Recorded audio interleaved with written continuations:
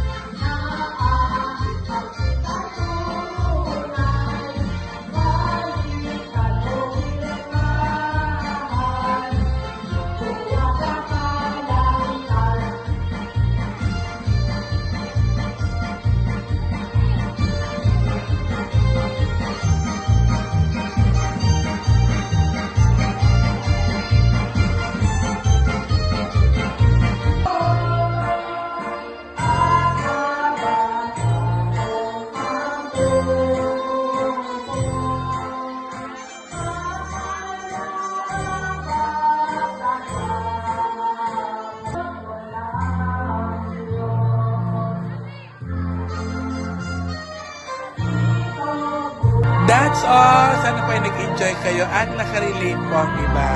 Bye-bye! Salamat for watching! Hi guys! Kahapon ay nagpalay ang pamangking ko at Jollibee ang pinakain niya sa mga dumama. Magpapakabog ba ako? Siyempre, oo. Wala naman akong pambili ng Jollibee. Kaya naman ako'y nagpasama agad sa aking mga baby boy para samahan ako mag-grocery. Para bumili ng mga chichirya at mga candy sa mga batang dadama. 4 na araw na nga ho na nagpapaalay ang aming barangay. At very social dahil laging burger, chicken at spaghetti sa Jollibee ang ipinapakain sa mga bata. Kaya nag-decide ho ako na ibalik sa simpleng pakain laang sa mga bata.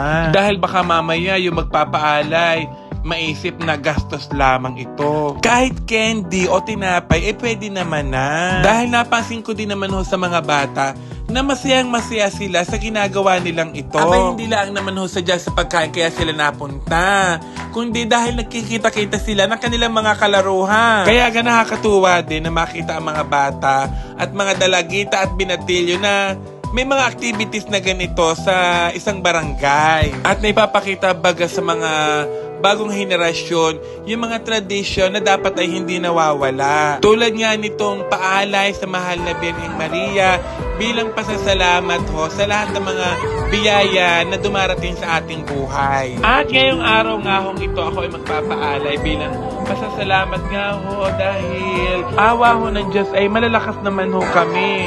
Dalatigit ang aking mga kapamilya at mahirapan ang buhay ay nairaraos naman ho. Kaya kahit bulaklak na pinitas lamang ho sa hardin ng kapitbahay ay pwede na hong ialay bilang pasasalamat ho sa ating mahal na Birhen at sa ating poong Santa Cruz. Sa mga kabarangay ko ho na gusto magpaalay, pumunta lamang ho kayo sa ating mga tuklong leader para magpalista.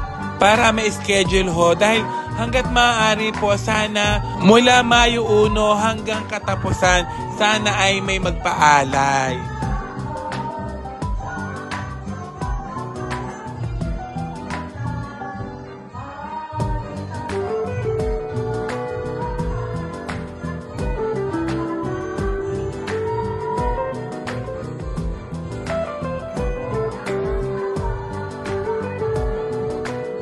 Marami ho akong dapat ipagpasalamat sa ating mahal na Birheng Maria. Lalo tigit sa ating poong may kapal at sa poon ng banal na krus dahil napakaraming blessing ho ang dumarating sa aking buhay. Unang-una na po ang pagkakaroon ko po ng isang maayos na pamilya at awa ng Diyos naman po ay malalakas kami at walang diferensya. Gayon din po ay pinagpapasalamat ko po ang mga taong nakapaligid sa akin dahil lahat sila ay mababait at mabubuti sa akin. Kaya salamat po ng maraming marami. Lalapigit din po sa aking mga followers na mula noon at hanggang ngayon naandito pa rin po sa akin. At kung may kahilingan man ho ako, sana po magka-boyfriend na ako. Charot! Hindi po kung may kahilingan man ako, sana po makapag-ipon na daw ako, sabi ni Tito Oji. At sabi ng inay, mag-ipon daw ako, wag daw puro ako lalaki. Char!